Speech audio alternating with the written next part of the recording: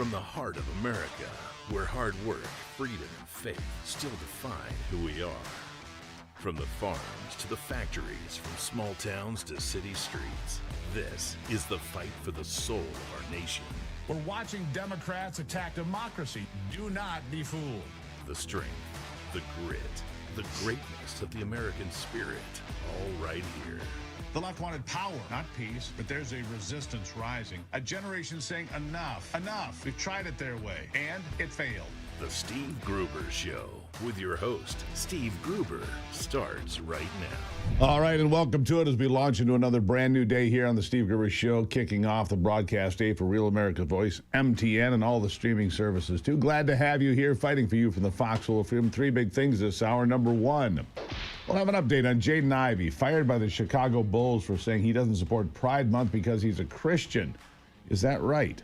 Number two, some old school Democrats are sounding the alarm that today's far left fringe Democrats are not in step with ordinary Americans, and it's costing them dearly. And number three, President Trump stepped out with a prime time address last night. We're going to get to that in detail coming up. But first, something else that happened yesterday. The Supreme Court heard arguments Wednesday on one of the most important cases for our nation's future, birthright citizenship. President Trump and his team are taking on this issue when no one else would touch it because they know just how important it is. They're arguing that the 14th Amendment and its birthright citizenship clause does not extend to babies born to illegal aliens and temporary visitors and birth tourist companies. Today in 2026, this argument is causing a lot of pearl clutching and name calling over the left, but historically, this has always been common sense. We're going to lay it out for you this morning with the help of arguments made inside the court.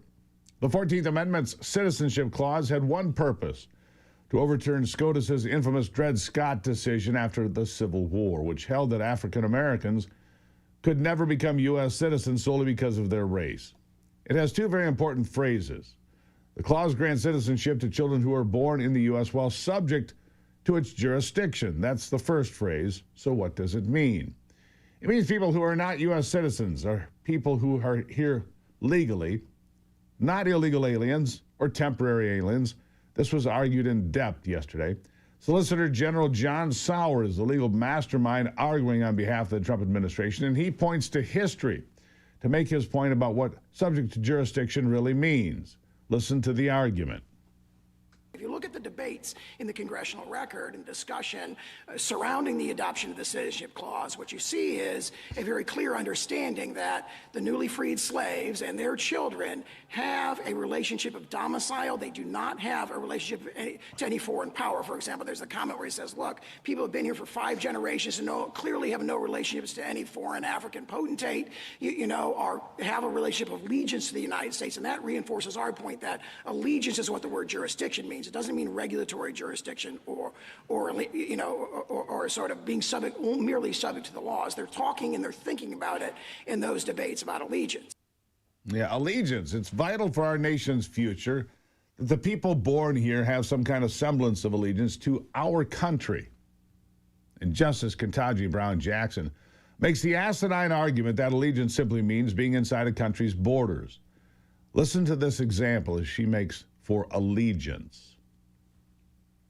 I was thinking about this, and I think there are various sources that say this, that you obviously have permanent allegiance based on being born in whatever country you're from. That's what everybody recognizes. But you also have local allegiance when you are on the soil of this other sovereign. And I was thinking, I, a U.S. citizen, am visiting Japan. And what it means is that, if I steal someone's wallet in Japan, the Japanese authorities can arrest me and prosecute me. It's allegiance, meaning can they control you as a matter of law? I can also rely on them if my wallet is stolen to, under Japanese law, go and prosecute the person who has stolen it. So there's this relationship based on, even though I'm a temporary traveler, I'm just on vacation in Japan, I'm still locally owing allegiance in that. No, you're not. I guess she supports ICE then rounding up illegals who have broken the law in America and sending them back to where they came from. Still mind-blowing to me that this woman was granted a seat on the Supreme Court. You can't possibly believe that that is a healthy definition of allegiance. Justice Alito makes a better point. How can someone pledge allegiance to the United States if they owe another country military service because their parents are nationals of a country like Iran or Russia or China? Here's what he said. If I'm correct, it's true to a child who's born here to Russian parents. It's true to a child who's born here to Mexican parents. They're automatically citizens or nationals of those countries and have a duty of military service. It sure seems like that makes them subject to a foreign power. Of course it does.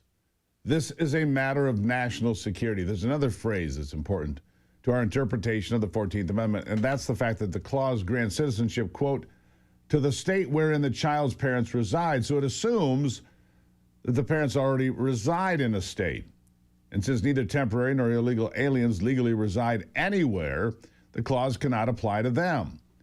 Illegal immigration was not a problem even being considered when the 14th Amendment was passed, and we cannot possibly believe that the framers of the amendment intended to allow illegal immigration to explode like it has here in the 21st century. There's plenty more documentation of these views from the 19th century. Attorney General George Williams was a senator when Congress debated and passed the 14th Amendment. He held the same view that Donald Trump is trying to codify now. Secretaries of State in the 19th century also agreed with President Trump's executive order and denied birthright citizenship to children born in the U.S. to temporarily present aliens. And the Treasury back then also concluded that a child born to a woman who had not been lawfully admitted to the U.S. was not a citizen by birth. There are two cases also being considered this week for the precedent they sent in establishing birthright citizenship. The first is from 1884, Elk versus Wilkins. And it determined that tribal Indians were not completely subject to U.S. political jurisdiction because they owed tribal allegiance. So again, allegiance is definitely a question here. Native Americans were granted full citizenship in 1924 through a separate act of Congress because it was established that the 14th Amendment did not apply, so they had to pass another law. The second case of Wong Kim Ark back in 1898. And then the Supreme Court held that the clause covers the U.S.-born children of domiciled immigrants regardless of race, which is exactly what the Trump administration is also arguing. Domiciled meaning legal residence. It's not difficult. It's pretty common sense. But I'm afraid that we're going to run into a scenario here where these justices, all of whom are obviously fairly intelligent, at least all but one, are going to case and care far more about abstract concepts and theoretical principles than the reality in front of them. And the reality is this: we are not going to survive as a nation if we continue to allow this insanity to continue. But it seems to me some of these justices will be too afraid to stand up to it. And that's why I said yesterday, I concerned myself with Amy Coney Barrett, with Chief Justice John Roberts, and some of the others. I don't think this is going to end well for us. I don't. And it's a terribly disappointing outcome. We'll continue this conversation and what it means for the future of America in just a moment. Nice to see you on a Thursday. This is The Steve Gruber Show.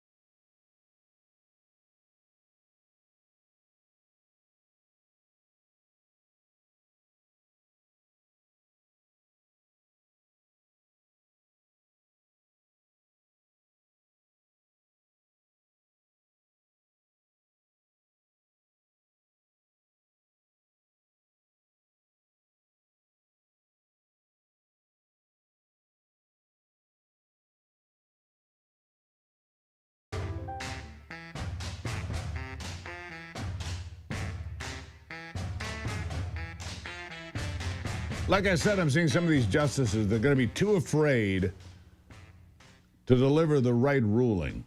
And I come back to Chief Justice John Roberts, showing his skepticism for Trump's case and is denying considering the real-world implications of his decision. Listen to his exchange with the Solicitor General. Based on Chinese media reports, there are 500 birth tourism companies in the People's Republic of China whose business is to bring people here to give birth and return to that nation. Having said all that, you do agree that that has no impact on the legal analysis before us? I think it's, I'd quote what Justice Scalia said in his Hamdan dissent, where their interpretation has these implications that could not possibly have been approved by the 19th century framers of this amendment. I think that shows that they've made a mess, their interpretation has made a mess of the provision. Well, it certainly wasn't a problem in the 19th century. No, but of course, we're in a new world now, as Justice Alito pointed out, where 8 billion people are one plane ride away from having a child who's a U.S. citizen. Well, it's a new world. It's the same Constitution. It is, and as Justice Scalia said, I think in the case that Justice Alito was referring to, you've got a constitutional provision that addresses certain evils, and it should be extended to reasonably comparable evils. He said, evil. And that's it. That's what's at stake here, evil. Sarah pointed out the 500 birth tourism companies that China has established. And here's another egregious example. There's a Chinese billionaire, Zhu Bo, who owns a video game company in China and has fathered more than 100 children through surrogates in the United States, all in an attempt to reach his goal of 50 high-quality sons to one day take over his business, but in the United States, not in China. This is evil, a complete undermining of the family structure that God created, and a perversion that the founding fathers could never have imagined in their darkest nightmares. We need to put a stop to it.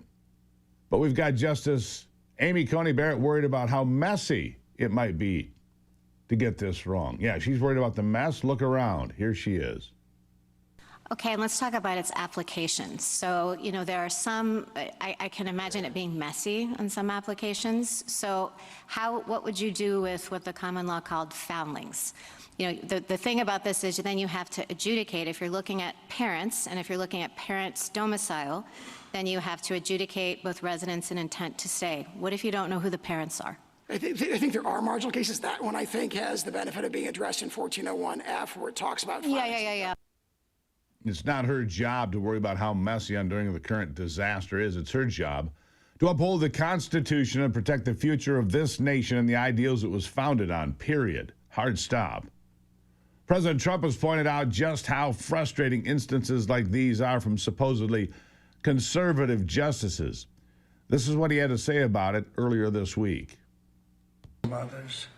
And you know, you say what you want, but you have the ones that were appointed by Barack Hussein Obama and Biden. I don't care how good your case is. You can have the greatest case ever. They're going to rule against you. They always do. And it's not supposed to be that way. Now, the Republicans tend to be very different. They want to show how honorable they are. So a man can appoint them and they can rule against him. It's so proud of it. We're so proud we ruled against Trump. We're so proud. We're above it. There are those that say that's wonderful, and there are those that say they're so stupid. But the Democrats never fail at one thing. When Barack Hussein Obama or when Biden appoints somebody, they go along that line. And if he's right, and if we give this a couple more years and let Democrats pack the court, they will torch the Constitution. Ketanji Brown Jackson will have several colleagues at her level. That's what it takes to get their agenda through. They don't care, which is why it's as important as ever for these justices to make the right decision this spring. 9% of U.S. births in 2023 were to illegal or temporary immigrants. That should scare the hell out of just about all of us. 10%, basically. If the Supreme Court fails to make the right decision here, then Congress must, before the midterms. It's what the citizens of the United States want and require, and it's what America needs if it wants to have a future. That's a fact.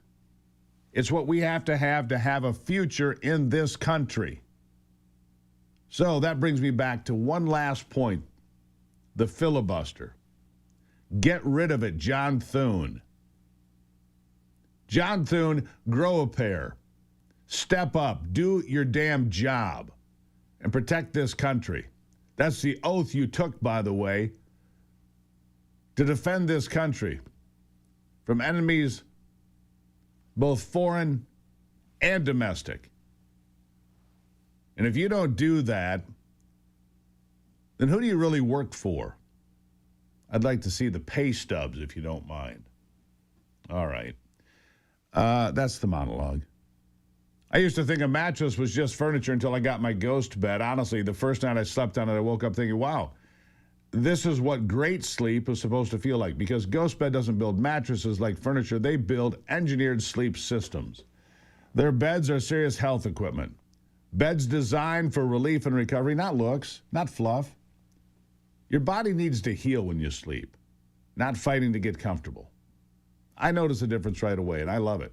If you're waking up stiff, if you're tossing and turning, if you're too hot and can't sleep, or if you're reaching for pain meds before you go to bed, that's not aging. That can be your old mattress talking. And here's another thing I love about Ghost Bed. You say, well, how do I check it out? Well, you get 101 nights to try it at home. If you don't feel the difference, if you don't love this bed, you can send it back risk-free. Ghost Bed is also offering my audience the lowest prices of the season, plus an extra 10% off. It's a heck of a deal. Ivy and I've checked this out. We love this thing. Go to ghostbed.com/Gruber. Use the promo code Gruber. That's ghostbed.com/Gruber, promo code Gruber. And here's another little kicker on it all. It's an American-made bed. Support the home team when you go to bed at night. Pretty good idea. Donald Trump bringing manufacturing back to America. We appreciate that he is. I'll take a break and be right back. This is The Steve Gruber Show.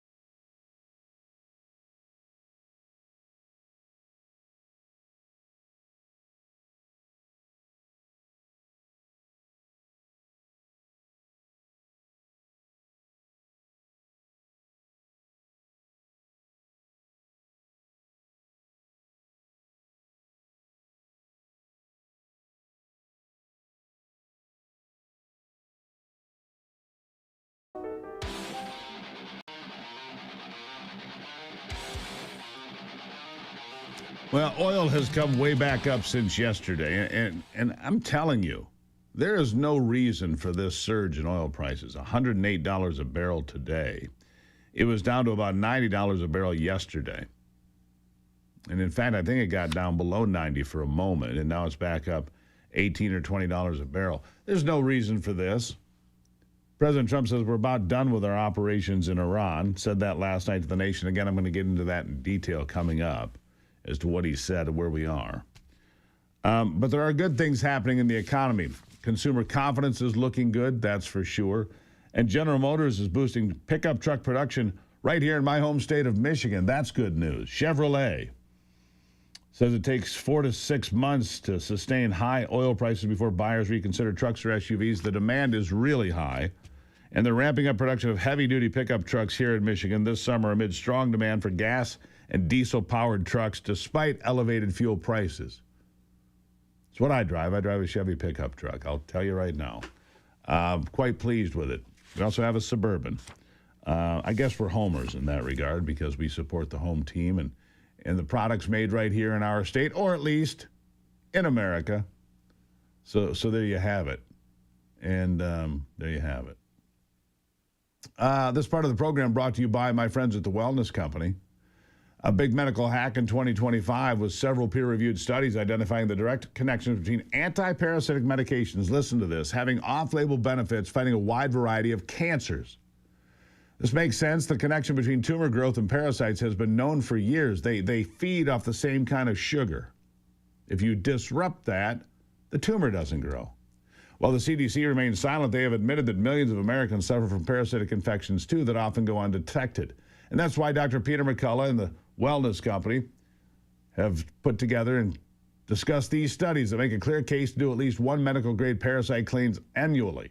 The Wellness Company's proprietary USA compounded ivermectin and mebendazole is a doctor-prescribed gold standard combination dose designed to help you eliminate parasites plus get other incredible benefits. Every bottle has 90 capsules, enough for 4 21-day cleanses. The high-strength formula cannot be found at your pharmacy, but can be found here. twc.health/Gruber. You'll save $60 and get free shipping. twc.health/Gruber. Save $60, get free shipping, and flush all that nonsense out. Plus, it could help you fighting cancer. I'll be right back.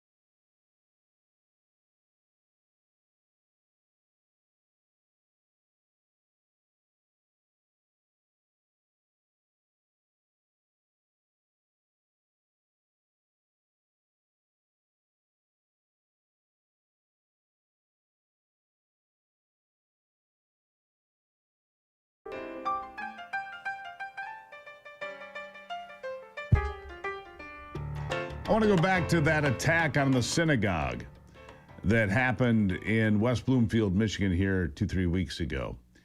The attacker came in with a vehicle laden with explosives, was armed to the teeth, but he didn't get but about 2 steps past the pickup truck because those people inside the synagogue were armed, trained, and ready. And for houses of worship in this country, that is becoming the norm, not the exception. and for good reason. Houses of worship are targets for terrorists, whether they're lone wolves or a coordinated attack. They are targets. Rob Chadwick is the principal training advisor with the United States Concealed Carry Association, joining me now. Rob, good morning. Good morning, Steve. Easter, obviously a big security concern. It is Holy Week. Good Friday tomorrow, Easter Sunday coming. Big turnout, obviously, at churches. But a lot of churches are taking proactive steps. I know mine does. There's a whole security team that is not just outside, but spread throughout the worshipers, the attendees of church. So if somebody comes in, I feel terrible for the person that might come into my church because I don't think they would do particularly well. But this is a concern, isn't it?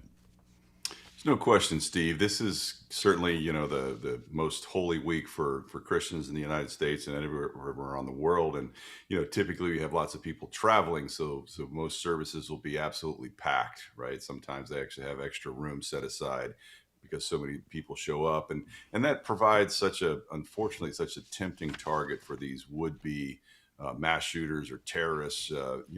They want to disrupt our way of life, Steve, and so any organization that hosts that many people, certainly a religious organization, is really irresponsible at this point if you haven't at least acknowledged that this thing can happen. These types of things are happening with greater frequency, and so those organizations that have taken the time and made the choice to devote a little bit of time and consideration ahead of time to preparation, to vigilance, to being ready and knowing what to do in a moment's notice, Steve, those are the ones that typically achieve a much more positive outcome in these unfortunately more frequent events.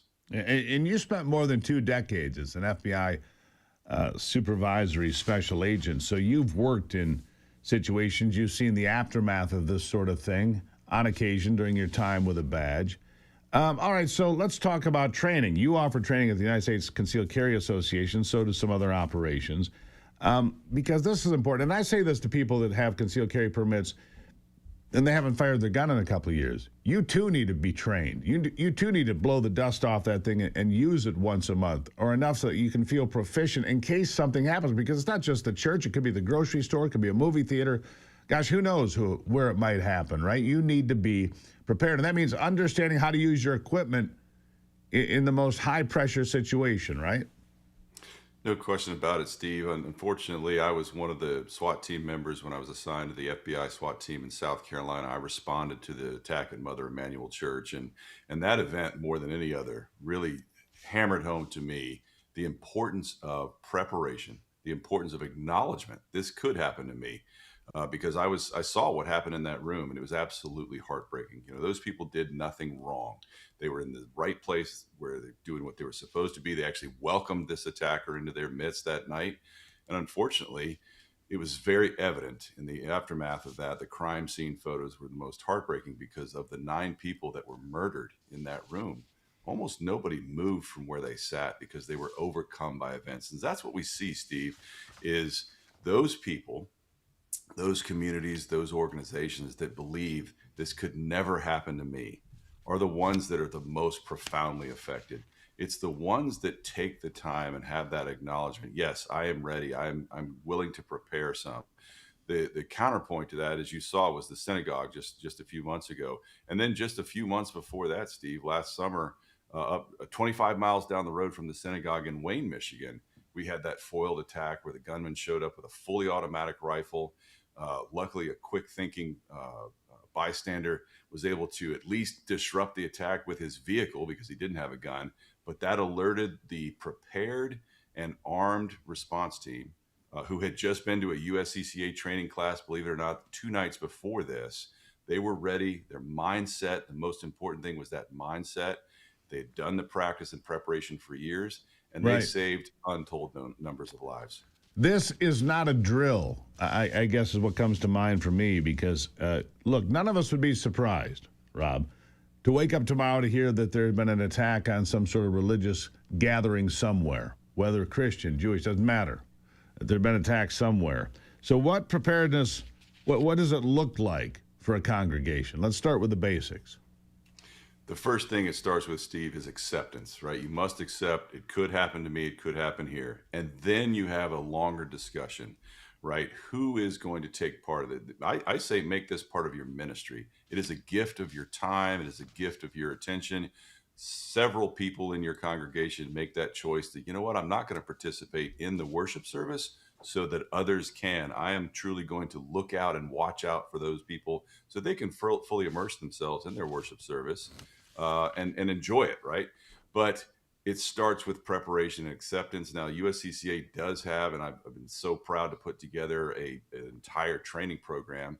USCCA.com/worship is a website that has lots of resources, really just to help congregations and individuals get that conversation started, because that's the most crucial and sometimes the hardest step. Yeah, it certainly is. All right, so tell the folks, the United States Concealed Carry Association, you offer these trainings. How long is the training? What is involved? What can people expect? It really is up to the individual, Steve. So if you want to just get an idea of where to start, that's at the website, uscca.com/worship. There are multiple day training courses. There are hour-long training courses, anything you want. It's almost a choose your own adventure type of thing. How the level of preparation, the level of involvement. Steve, I don't want everyone to think they have to carry a gun to church. That's not the case. What they do, though, is have to accept, I do have a role. I do have some responsibility. One of the heroes of the church shooting, unfortunately, in Wayne, Michigan, was one of the preschool teachers who just took charge. She was not armed. She was not part of the security team, but she was certainly part of the security program. She ushered all the kids and all of the bystanders away from where the shooting was taking place. No question, she saved lives. So a role, whether it's medical, whether it's just lookout, there's so many different roles for people. I don't want everyone to think, well, I have to get a gun and get trained. No, but be part of that team. Invest in that team. Understand who is looking out for you and where they are and what they're going to do and what you should do, what your family members should do. So many of us have loved ones who have mobility issues. True. Let's plan ahead for that, right? Yeah, work through it. Give them the website so they can find you if they want to be safer and not sitting ducks, Rob, real quickly.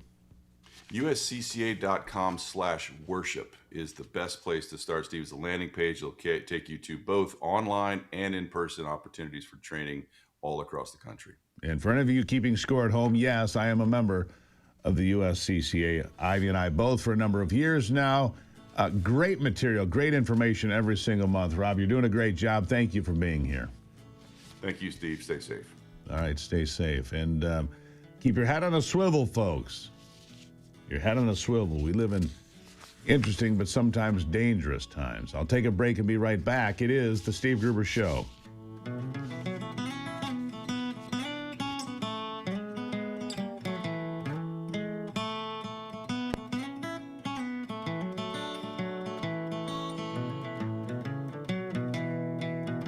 Did you know that American home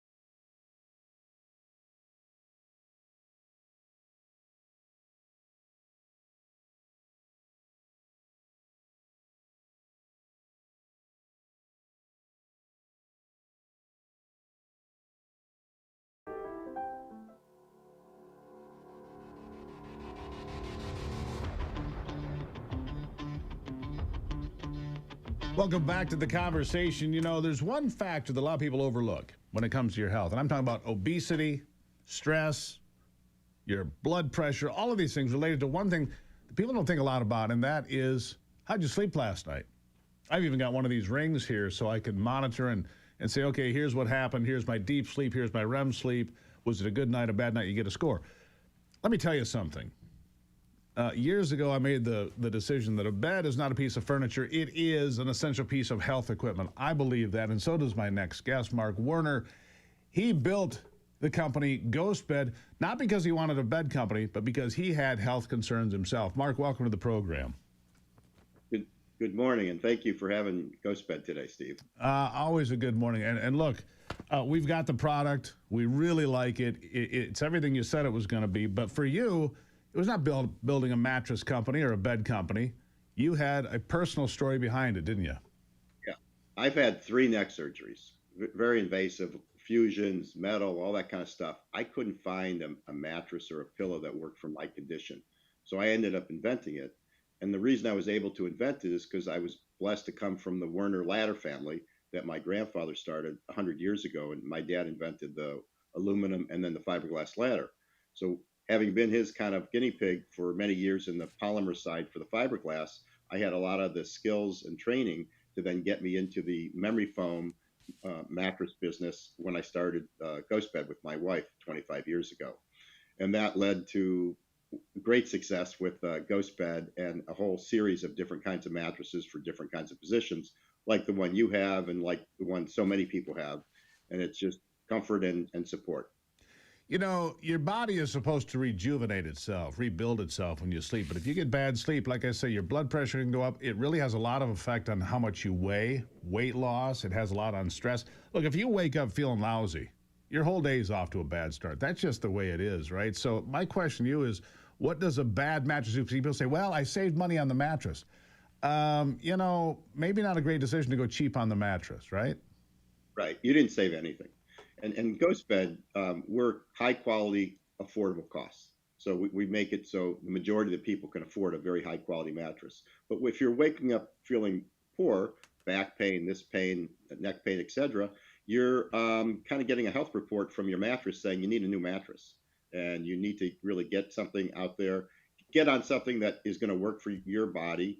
Every 7 or 8 years, we suggest you replace your mattress because your body changes, your mattress changes, it wears out like a piece of undergarments, etc. And you should really look at getting a new mattress. At Ghost Bed, we have the Mark quiz, so we kind of try to walk you through what your issues are and try to align you with a mattress that works well for your person. Yeah, your inflammation builds, pain and fatigue. And I know I'm talking to somebody out there when I say, are you taking a couple of Tylenol before you hit the rack every night? Because if you are, you're just masking a problem that you're not solving. And so, look, your body heals when you sleep. You need to do that. Necks, shoulders, hips, back pain, whatever it is. If you're sleeping 7 or 8 hours and you still feel worn out when you're getting up, you need to change the plan. I mean, that's it, isn't it, Mark? I mean, there's no more important thing than sleep. People don't realize, and they overlook it. They look at their diet, they look at their exercise. They don't pay enough attention to their sleep and how critical it is to having a healthy day and a healthy life. They never do. Sleep time is recharging time. And that's when your whole body regenerates all the cellular structure in your person. It's so critical. And people spend so much time and capital on other things where they could just get quality sleep. They would be so much ahead of the game and feel so much better and just be happier people. And feel look, better. For somebody, you know, for us, we're up early, sometimes before 5 every day to do this program. So our sleep is important. When we go to bed, look, my ring tells me I need 6 hours and 50 minutes. I need a little bit less than some, but I got to make sure it's quality, quality. Because if you're getting shorted, you're just not, I can't do this, right? Not with any effectiveness. So it's important for me. It's important for anybody. What's the first thing that people say to you when they switch to a Ghost Bed? I mean, for us, it was comfortable. Very cool, by the way. I think it's patented the way your cooling technology works. But what's the first thing people notice? They just love it. And they just say, I can't believe there could be such a delta from what I had before. And what I do is we have over 100,000 reviews on ourghostbed.com, on Costco, who we sell, Sam's Club, Amazon, so independent platforms. And I read every single review. So I see what the feedback is. And it's just amazing. Just people consistently are telling me, it's changing their life, which I think is a really big statement. But if they're willing to say that, it's obviously having a very positive effect.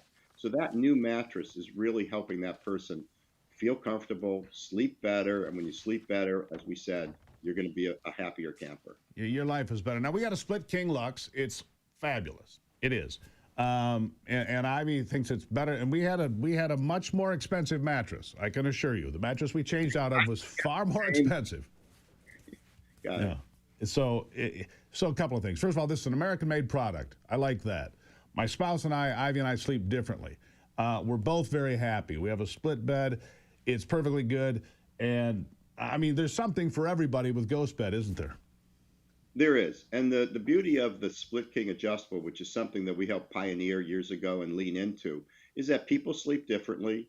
Temperature wise, we have cooling patterns. So we have very cooling mattresses or neutral cooling mattresses, different kinds of feel, medium firm, soft, different kinds of things like that. And you're going to sleep differently than your wife, like you just said. And so many people have that same problem. In fact, in this country, 20% of the country sleep in separate bedrooms. They call it literally a sleep divorce. I mean, everyone's still happy and married, but they have different needs. So they sleep in different rooms. Sure. The Split King adjustable allows them to come together, pick out exactly what they want. And then, of course, the adjustable has massage, head up, leg up, USB charging, lights. It's just the ultimate It is the machine. I'm telling you, it really is. It's got everything you could possibly need. And here's for any of you out there that are thinking, well, I don't want to buy a mattress I haven't seen. 101 days you get. 101 days, no risk. And if you use the promo code Gruber today, you're going to save 10%. I want you to go to ghostbed.com. Use the promo code Gruber. Look at this product. Trust me, it's American-made. Compare it to the other really expensive mattresses. You're going to be pleased. We're thrilled, Mark. Absolutely thrilled. And I appreciate you being here today. Thank you. Thank you for having us. And I'm glad you love your Ghost Bed. I absolutely do. Again, it's ghostbed.com. Use the promo code Gruber. You can save an extra 10%. Again, folks, I wouldn't tell it to you if I didn't already use the product. All right? That's the way it is. This is The Steve Gruber Show.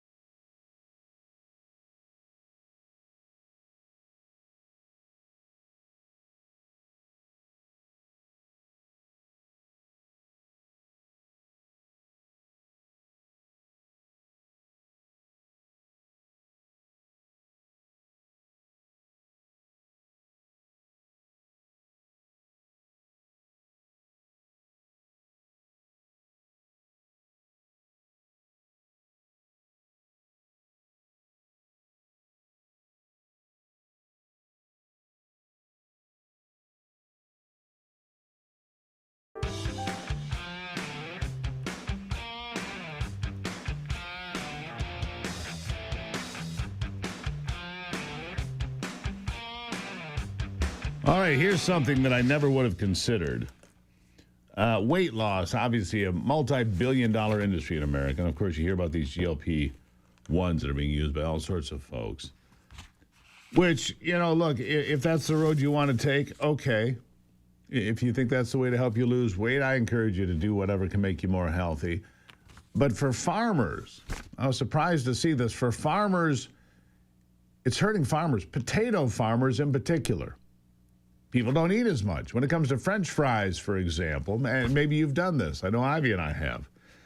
Instead of getting a burger and 2 tubs of fries, you say, all right, we'll split it. We'll split the fries, certainly. Sometimes we split the burger. Sometimes we split the meal, right? Happens when you get older, I guess. It's okay. But splitting the fries, so there's a bumper crop of potatoes with nobody to buy them. That's a concern happening in Europe for sure. The trend for Ozempic and Mounjaro and the rest is pushing down the demand for potatoes in Europe. And potato farmers are like, man, we're in real trouble here. One farmer here, Andy Goodacre, UK farmer, has 1.3 million pounds of potatoes in stock, valued at about 160,000 US dollars. He's going to have to dump them, he thinks. Nobody's buying them. So he's going to have to take $160,000 worth of potatoes and dump them. Maybe there's got to be a way you can save them for the future, right? Because at some point, you're going to hit a food crunch. Those things happen. Natural disaster, a war, whatever. Isn't there some way to preserve the potatoes so you don't just throw it away so that when you need food, it's there? Be as paranoid as a Boy Scout, I say. Prepare. I mean, we prepare. I mean, we're not like some people. We don't have 10,000 cans of peas stored in the basement. But, we're ready to a point. I think everybody should be. You have a few days of food and a few days of water and whatever, in case there's a big storm or whatever happens. Anyhow, never thought that weight loss drugs would crush demand for potatoes, but here it is. You won't hear that anywhere else. Another big hour of the program straight ahead. Be sure to follow us on social media. Send me an email at stevegruber.com if you have something to say, and we'll be right back.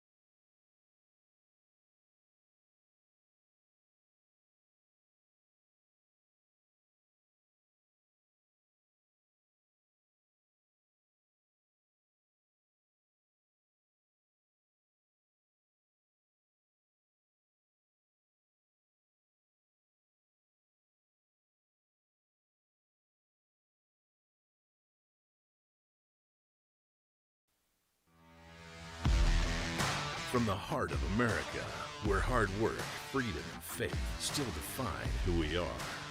From the farms to the factories, from small towns to city streets, this is the fight for the soul of our nation. We're watching Democrats attack democracy. Do not be fooled. The strength, the grit, the greatness of the American spirit, all right here. The left wanted power, not peace, but there's a resistance rising. A generation saying enough, enough. We've tried it their way, and it failed. The Steve Gruber Show with your host, Steve Gruber, starts right now. All right, and welcome to it as we jump right back into it. Another action-packed day here as we fight for you and put America first every single day. Three big things this hour. Number one, Los Angeles is a city on the decline, rapid decline, in fact. It's seen the biggest population loss of any major city in the nation. Tens of thousands of people. You see bad policies lead to the exit. Number two, Greenland back in the news today as President Trump is negotiating with Denmark to open at least 3 new U.S. military bases on the island. I told you he'd get what he wanted before it was over. And number three, the monthly jobs report came in far better than expected. Oil, though, overnight jumped about $17, $18. No reason for that. It was at well below $100. Now it's at $108. But consumer confidence is better than expected. So if the war in Iran can conclude in the near future, the economy, as I predicted before the war, could start easily to take off and could be hitting on all cylinders well before the midterm elections. That would be good for the president and his team. Now, he appeared last night on prime time, as you know, to address the war and so much more. Here he is. American involvement in World War I lasted 1 year, 7 months, and 5 days. World War II lasted for 3 years, 8 months, and 25 days. The Korean War lasted for 3 years, 1 month, and 2 days.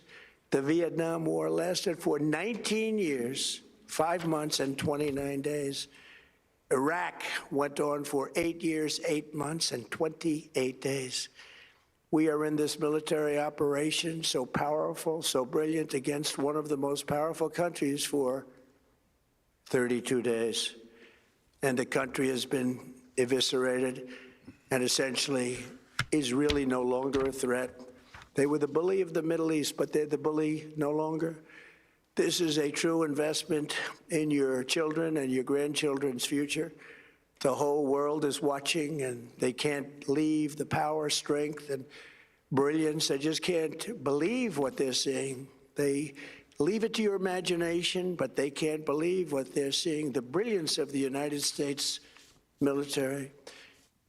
And there you have it, President Trump saying, look, we've only been in this 32 days. He seemed to give a lot of indications that maybe this would wrap up sometime soon. We know that he's in negotiations, but how long does it last? Let's bring Ivy in. Ivy, good morning. Good morning. Glad to have you here, as always. The president speaking in prime time. A little tough on us, but we catch it as best we can. All right, so we've been there 32 days, and he says they've been decimated. All of that's true. But there are concerns, as I see the oil up at $108 a barrel today. There are concerns that it drags on for a long time and the economy gets a little bumpy. But so far, people seem to be hanging on. They seem to understand that it's temporary, right?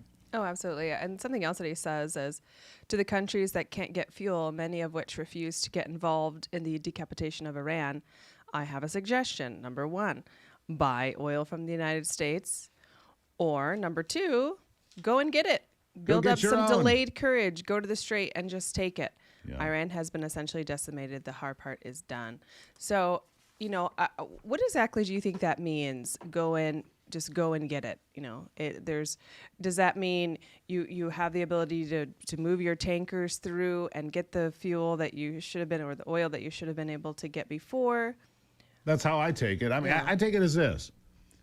Dear United Kingdom, France, Germany, whoever needs those oil supplies, we don't. We get about 2% of our oil from isn't China and Russia on that list? Right. Well, then come in and run your ships, your military ships, to protect the oil tankers. Mm-hmm. If the oil is that necessary to you, do it.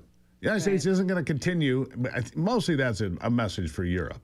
Right. We're done babysitting you. Mm-hmm. We're done footing the bill for those babysitting services. We're done supplying you with money and equipment and defense because Big Brother's over here. So Europe has squandered their opportunity. I mean, the English army right now is pathetic. Pathetic. I don't think they could defend the island because they've neglected investment. They've neglected buying purchases. They're over budget. They're underfunded. They're understaffed. I don't know what good the army, the Royal Army is. I don't. Right. Maybe they don't think it's necessary. I don't know. Right, because we're always there to bail them out. Right. You know, when Ukraine started, we're there bailing them out and sending them billions of dollars more than most people would even have considered. Right. Putting in all those Javelin missiles and all that equipment. Well, England and the rest of Europe demanded we do that. Now we say we need help moving ships through the Straits of Hormuz. They're like, yeah, we you know. Maybe we'll go over there. We support you as long as you do it. Right. And so, So what do you think this means for the future of the Iranians? You know, I know that there's a few groups that are saying, hey, we'll go in. There is someone that has been put into place. But what does this mean for the future of the Iranian people? Are they still, you know, is there still a necessary movement to rise up and take back their country? Haven't seen it. Right. So, I mean, what do you see? What do you forecast? Well, the problem that I see is you trade the devil you know for the devil you don't. Now, having said that, I'm okay with everything that's gone on in Iran so far. I might be an outlier. I don't care. Right. For 47 years, this regime has terrorized not just the United States and murdered our people in places like Lebanon. Right. But they've supplied the Hamas, the Houthis, Hezbollah, Al-Shabaab in Africa. I mean, they supply all these terrorist operations. Well, let's not forget that they also, during this battle, have launched missiles at, you know, places where there are, you know, civilians. So hotels and, you know, all over the Middle East. So if they were willing to do that, what's to say that if they did have a nuclear bomb, that they would use it? Right. Well, we also learned, while they said we only have missiles that'll go 1,200 miles, then they launched a pair of missiles at Diego Garcia way out in the middle of the Indian Ocean. That's 3,000 miles. Right. So they lied because 3,000 miles means that they can reach Paris, London, Berlin, and still these NATO countries fail to have a spine to get involved for their own well-being. Right. To me, it's outrageous, and so we'll see. I think that, you know, the market this week. Yeah, it's looking better. It's kind of bouncing around, but it did.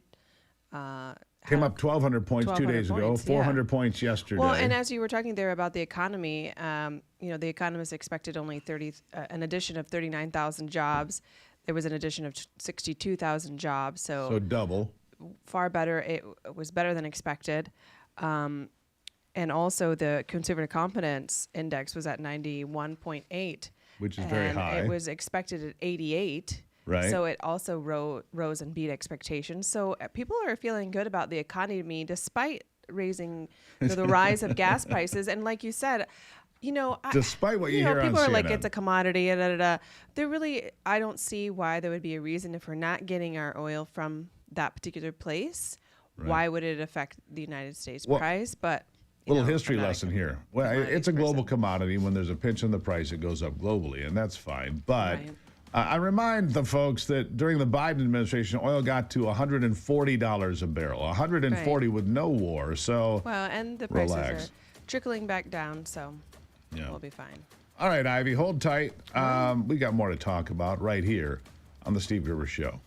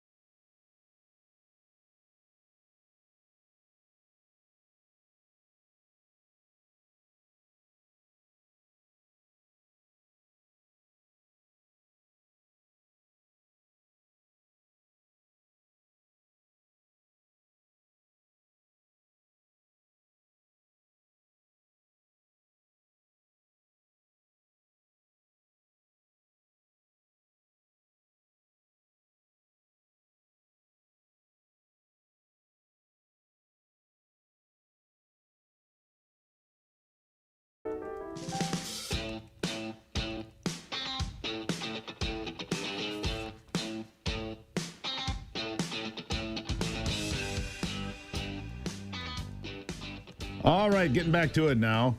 Just jumping in the chat room there on Getter and answering a couple of quick questions. Ivy's still here, of course, as I mentioned. And boy, the weather was so nice, and now it's not so nice anymore. I'm a little disappointed by that. But you always bring sunshine to the room, so you got that going for us. All right, so what's on your list? So, I've been watching it online, the Artemis 2, NASA's first crewed mission to the moon in over 50 years since the Apollo 17 in 1972. Right. Very cool to watch. They're wanting to return humans to the moon, despite controversy of a lot of people thinking that we never went. But something that I found I just laugh about that, but go on. Didn't Buzz Aldrin beat the crap out of somebody who came up to him one time and said, Yes. "Oh, it's a conspiracy. Yes. This is all fake, blah, blah, blah, blah, blah." And Buzz Aldrin, who was like 80 years old at the time, just punched the guy out and knocked him out with one punch. Yeah. Yeah. So. He's like, how dare you? Exactly. He didn't even say a word. He just listened to him, and then Buzz Aldrin hauled off and slugged him and knocked him out. You know what's funny about that is that, none of those things were ever said in the 70s or 80s or 90s. This is a new thing. This is an internet thing. Oh, didn't land on the moon. Okay. Yeah, like 20, 25 years, basically since 2000, yeah. Exactly. Anyhow. Yeah. So something I found funny about it was that for some period of time, the toilet was broken. And you actually have to get permission to use the bathroom because in certain times of the mission, it's very critical that no movement is made. But it's like thinking, how does one go to the bathroom in space? That's true. There's no gravity. It's like, is it like a suction bowl? We'll have to, actually, I think it might be. Now that you mentioned that, I think that's actually true. I think there's actually suction. Oh, my gosh. Anyhow. It makes me giggle. But they're testing life support systems, navigation and communication, heat shield for re-entry and back into our atmosphere, and manual piloting in deep space. So a lot of interesting things happening up there. So last night I had a conversation with our daughter. You weren't here. You were at Bible study, but had a conversation with our daughter. She says, "Leave the moon alone." She goes, "I don't want people." And here's what she said. I actually thought it was an interesting argument. I want to be able to look up at the moon and know that it's God's creation and there's no fingerprints of man all over it. I don't want a base on the moon. And I thought, you know what? Maybe she's not wrong about that. Anyhow, I thought. So go to Mars instead. Right. Well, she didn't like that either. She said, "Look, God gave us this. We don't need everything. Just do it anyhow." Right. I thought it was an interesting conversation. Well, I think what is it? Elon Musk has insisted upon that we have to, get to Mars and start to create civilization on Mars, just to make sure that the human race survives. That's his perspective. But not everybody agrees. Not necessarily. Apparently, not everybody agrees. Yeah. All right. So I've got to bring this up. We've looked at this, and something that is really amusing to me are the Marco Rubio memes that come out. They are hilarious. They are hilarious. Well, it first started with, I think there was a moment that Trump was with a couple of heads of state and he was being very confrontational. Was it? I don't recall. I think it was Zelensky, actually. Was it Zelensky? Might have been. And he kind of, Marco Rubio, you can kind of see him sinking in the sofa there. Yeah. And furrowed brow. Yeah, and then that became just all the different memes of him dressed up as, Yesterday, I burst out laughing because here's a meme of Marco in pink tights and giant fake boobs because Marco's just been notified he's Kristi Noem's new husband. And I couldn't help it. I laughed out loud. What is up with that, by the way? Oh, good Lord. So Kristi Noem, and we haven't talked about this, because what do you say about this? She finds out that her husband is a cross-dressing person obsessed with obnoxiously large boobs, apparently, prosthetics, and he's in pictures wearing these things. And Kristi Noem, I think this was the right move. We want privacy right now. We don't want to talk about this. I mean, because first person that gets a shot at her is like, "So, did you know about this?" I mean, Kristi Noem was removed from her position as Secretary of Homeland Security. And it's no secret that she's had some sort of a relationship with Corey Lewandowski, who's been in the Trump orbit for years and years. And there was some speculation that maybe that had to do with her being asked to move on. Not really sure about that. But here it is, and then this comes out. Right. I mean, So the other part of this that's not funny, the other part of this that is not funny, what is wrong with people? Right. Seriously, what is wrong with people? You know, I just don't understand. First of all, I guess if he was putting this stuff out there for the all world, over for the world to see, why is it just now coming to our attention? One, it just seems like very odd timing. Two, what on earth would compel you to do such a thing? Well, it makes me think. Just doing the act of doing it. It's weird. That just seems to me to be a bit demented. And then also, you know that your wife is in the public spotlight, and this is, your wife has been in the public spotlight for many, many years, a governor, and in the cabinet for the current president. But, what compels you to, one, want to do that, and two, put yourself out there knowing? Well, here's the thing that comes to mind for me. You know that this will destroy your wife's credibility and your wife. Destroys it. Right. But here's what comes to mind for me. The United States Congress has a fund with millions of dollars so that when members of Congress are accused of sexual impropriety or harassing the interns or whatever it may be, right? There's a fund it all gets buried. The people get paid off. They sign non-disclosure agreements. Look, if there are people in Congress conducting themselves this way, put it out there.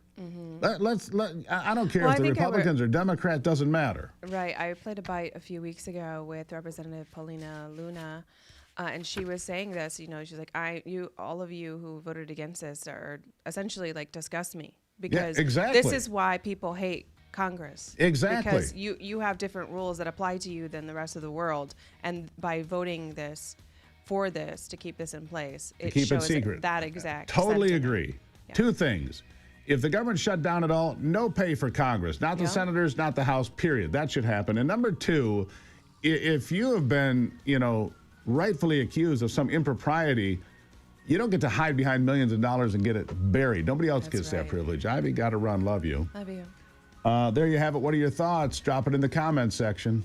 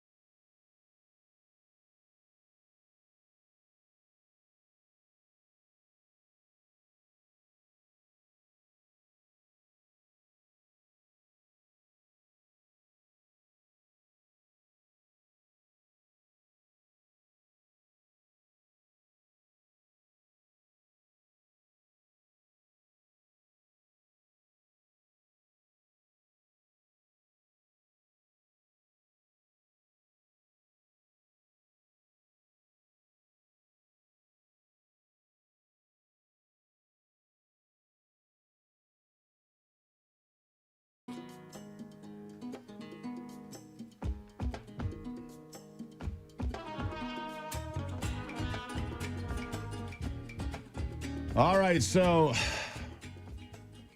Ivy's a little concerned about this, and I don't understand why. All right, because you got to be prepared for whatever happens, right? And so I have received as a gift a flamethrower. It's like the perfect toy for a guy like me. And what could possibly go wrong? I have a gas can on my back. What could go wrong with that? It shoots a flame about 25 feet. It is remarkable. And we're going to have some fun with it. We'll make videos. Don't worry, we'll share as soon as it just arrived. I have to put it together. There's a special fuel mix for it. Anthony's all for it, by the way. Aren't you? I vote we should have people in the comments vote on what we should. What are we going to torch? Yeah. My vote, honestly, is a $500 beater car. All right, so burn up a car. Yeah. I saw people using this flamethrower during winter, clearing their driveway of snow. I'm thinking, well, that's a lot better than shoveling. Now, isn't it? It's a big boy toy. Like I say, be surprised. Everyone's focused on how the conflict in the Middle East is raising oil prices, but there's another grim reality to this contention. Oil isn't the only resource being constrained. About 1/3 of global fertilizer is also being impacted. And with spring planting season upon us, American farmers, well, they're concerned. with some saying they can't afford to plant their fields. When one piece of the supply chain gets hit this hard, you know what comes next. Higher food prices, reduced availability, maybe even some panic buying like we saw during COVID. And that's why having an emergency food supply at home makes so much sense. That's where our Patriot friends at Patriot Supply come in. Right now, at preparewithrav.com, you get a 3-month emergency food supply. They'll include a free mega protein upgrade, an incredible $200 bonus. You don't want to miss this. A simple way to protect your family from whatever comes next. Go to preparewithrav.com. It's My Patriot Supply. They are the industry leader. Preparewithrav.com. Get your emergency food supply today. That's preparewithrav.com. I have My Patriot Supply food here. When we went on a camping trip with the Boy Scouts a couple of years ago, their biscuits and gravy for breakfast, absolutely the best. Absolutely the best. I'm just going to put it right out there for you. All right, I'm going to take a break and be right back. It is The Steve Gruber Show.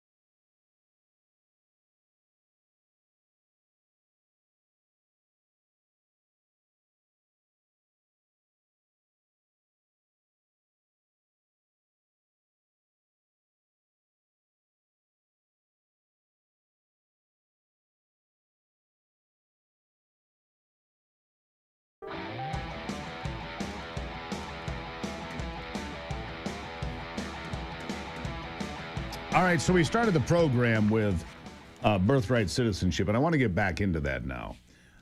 Look, the war on Iran is a temporary situation, but the problem with birthright citizenship and with 500 companies in China alone running companies to bring Chinese women to American territory, the Northern Marianas Islands being the most notable, and having children that are then American citizens, taking them home as babies, raising them under the the auspices of the Chinese Communist Party. Then they can return here when they're 18 as voters, as military eligible because they're American citizens. Now, that to me is frightening. Joining me now is Mehek Cook to discuss it in more detail. Mehek, good morning. Good morning. It's great to be with you. Birthright citizenship, to me, this is so clear. It's silly, but I listened to the arguments yesterday, and I'm like, John Roberts, Amy Coney Barrett, I cannot count on them in this discussion. I can't. The left always sticks together on important topics. The right often splinters, and we end up with a bad decision. Your thoughts? You're right. And I'm very confused by the Supreme Court today because when you look at birthright citizenship, I understand it's 125 years of this country getting it wrong, but this isn't what the framers intended. The entire reason that we even have an amendment, a ratification to the 14th Amendment was for freed slaves. That was the intent because the individuals that were presiding here and domiciled here deserved citizenship. And then we have to make continued exceptions for this. But to think that illegal aliens can come here, as you said, have anchor babies and birth tourism, and then immediately get citizenship is so backwards. It's lunacy. And this isn't theoretical, Steve. We're seeing it. We have over 500 Chinese companies that are actually working to ensure that individuals can come here, birth a child, and leave. We're looking at 1 million to 1.5 million Chinese nationals that are going to receive now citizenship because they were born here, many of them are going back to China. These aren't fake statistics. The Government of Accountability Institute President Peter Schweitzer has actually shared this. So think about that. We're going to be overrun by countries like China to others, and we're not even thinking about the real world implications, let alone the rule of law. Isn't it interesting that those Reconstruction Amendments, the 13th, 14th, and 15th, the 13th, which freed the slaves, the 14th, which gave them citizenship and their children, as you point out, because we had to battle Democrats even after the war, that we're going to continue to treat black Americans as something else, as a second-class citizen. And here we are, 150 years later, whatever it's been, fighting the Democrats who want to twist the language of those very amendments to do something stupid again. I mean, it never ends. It doesn't. And think about what the intent for Democrats is today. Their holy grail is to have another base of voters. That's what it all comes down to suck the life out of the American system so that legal immigrants and Americans born here no longer are looking at the America we thought we were living in. We're actually handing benefits to illegals and their children. That was never the intent of the framers. You even look at what the founders said. The founders specifically talked about making sure that individuals actually lived here and had an allegiance to the United States. What type of allegiance do you have when you cross the border illegally and then you have a child here? There's no allegiance there. There's no assimilation there, and that wasn't the intent. But we're going to see a massive repercussion that is following this, Steve. What happens is a drainage of our benefit system. We're already seeing it with the illegal immigrant crisis, but it's going to continue. So what I think is, even if we lose this case, President Trump actually showcased to Americans what it means to be American, what it means to have birth here and naturalization here, and what legal immigrants like my family are fighting for. We want justice, we want equality, and the only way to do that is to follow the rule of law. We have to make sure that Congress passes a law if we lose, because otherwise we could lose this great country and we could be overrun by illegals that are going to take over our immigration system and our electoral map. And you make a great point, Mehek, and it brings me back to the same thing. John Thune, you need a spine. Do they not have those available in South Dakota? Because if they don't, you should get one surgically implanted. And what I mean by that is this. Whether it is this, because I believe the court's going to go the wrong way on this. And it's dangerous to predict what the Supreme Court's going to do, but I think in this case it seems pretty straightforward that John Roberts and Amy Coney Barrett are going to join the minority of the 3 liberal justices and keep birthright citizenship in place, even though it's completely wrong. Same thing for the SAVE Act. If you can't get this done, you need to get rid of the filibuster. That's the point I'm getting to here. The filibuster has to go. I don't care what John Thune's excuse is or what his problem is. Donald Trump should call a special session of Congress, yank them home from Easter vacation. They take more vacation than anybody in the country. They're not representing me while they're sitting at home and the SAVE Act hasn't been passed and birthright citizenship has not been deep sixed as it should be. Time for the filibuster to go, in my estimation. Your thoughts? You're 100% right. And this is what I've been told by some senators in D.C. They want this bipartisanship so that they can work with the other side. It's historical, Blah, these backroom blah, deals. blah. That's not what we're living with today. Our reality is it changed for me after Charlie Kirk's assassination, Steve. I watched the left. I watched their divisive language. I watched the rhetoric. I watched the hate. And I watched leadership in Washington turn their back on the American people. So we're not living in the last 20 years. It's a new day and a new age for radical lunatic Democrats that are trying to take over our country. And if John Thune will not work to end the filibuster, then everything President Trump has worked for through executive order is completely deleted, because we'll have another president, whether it's the next cycle or future cycles, that will undo all the great work that 77 million Americans voted for. And the fact that you have the majority of the country asking, pleading Congress for some common sense, and we can't find it, that's a leadership problem. I'm tired of these traditional bureaucrats that go in, collect paychecks, and don't work hard for me. I'm a business owner. If I had somebody taking Easter break off and not delivering for my customers, guess what? They would be fired. And that's what we need to start doing at the polls. Gone. The country's being held hostage by the radical left. So the minority of the minority party is holding the country hostage, whether it's men and women's sports, open borders, you name the problem. These are all 80-20 issues, and we're being held hostage to this because John Thune and the Republicans cannot get their act together. They're being feckless, spineless weasels, and they need to get with it. For the 77 million Americans that voted for this administration, last word to you. You're 100% right. And this is why elections matter so much. I think every Republican needs to start voting in primaries. I think we have to think outside the box. I'm tired of failed promises. I want leaders that actually deliver and aren't traditional politicians.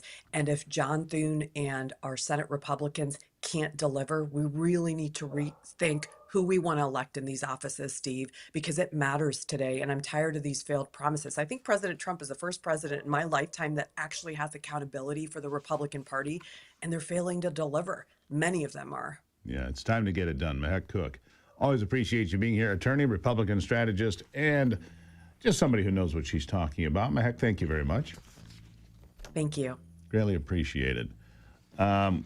John Thune, he's the problem today, in my estimation. He is the biggest problem today. Not the Supreme Court, not the House, John Thune. I'll take a break and be right back.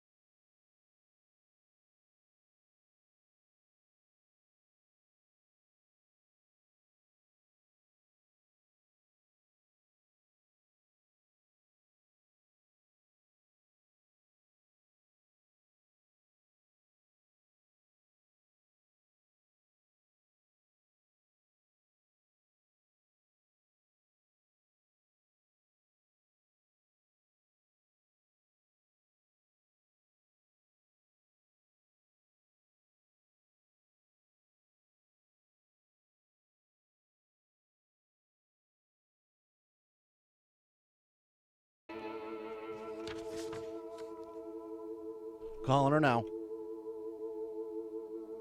All right, jumping back into it now. I want to continue the conversation with the SAVE Act. Because there's a movement afoot now to go beyond the SAVE Act. And maybe this is the way to get it done, because obviously John Thune and the Republicans are helpless in moving it forward. It can be done by reconciliation, at least part of it. They won't consider that. It can be done by eliminating the filibuster. Apparently they won't consider that, even though Democrats will make that their first point of order whenever they get control of the United States Senate again, which will happen at some point, I would guess. And so it leaves you and I adrift out here, even though these are 80-20 issues. I think voter ID is an 80% support issue, higher in some places, 85%.